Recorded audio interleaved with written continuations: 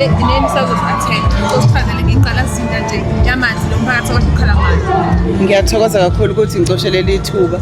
Emzinyathi sinazo impela izinkinga zamanzi ngama-project angaphelile esifisa ukuthi aphele.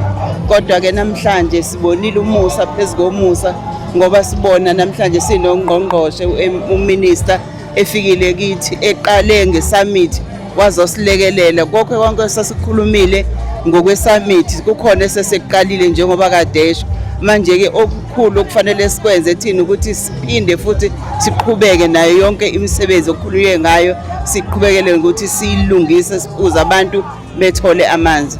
Kukhona ukuvelile umkhonisho ukuthi abantu bayicekela phansi intuthuko nakufakwa amapipe la bakanqamule namakhebule kanjalo amanzi angayi emphakathini njengoba kade sizwe somlomo esho nizokwenza imizamo mina banikunqamule lokho.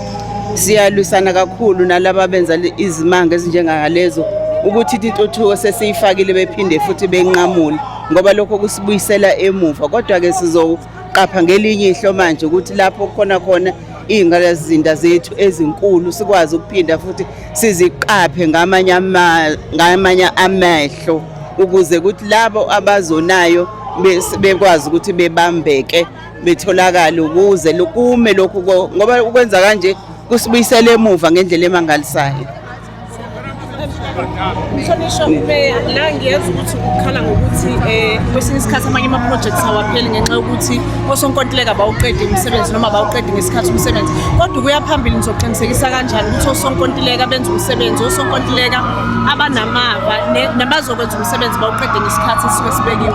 Uyabona kosonkontileka bafike bebeke kahle konke mabefika bethi nje basizokwenza konke size sibathathe. Kodwa ke sesikwenzile sekuthe bonke laba sibona ukuthi abenzi kahle sase siyabamisa manje ke kuzothi laba bazongena impela sohlala emva kwezithende zabo ukuze ukuthi wonke umsebenzi abawenzayo bethi futhi mabefika la bezokwenza umsebenzi sibuka ukuthi banazo inama skills okwenza lo msebenzi ngoba mhlawumbe okunye okwenza lokho umuntu ufike ethole nje i-project bese ngabe sawa nawo ama skills okwenza. Sifuna ukuthi sizanelise ngawo wonke amandla ethu ukuthi umuntu othola umsebenzi impela ngempela umuntu ofanele futhi ozowuqeda ngesikhathi.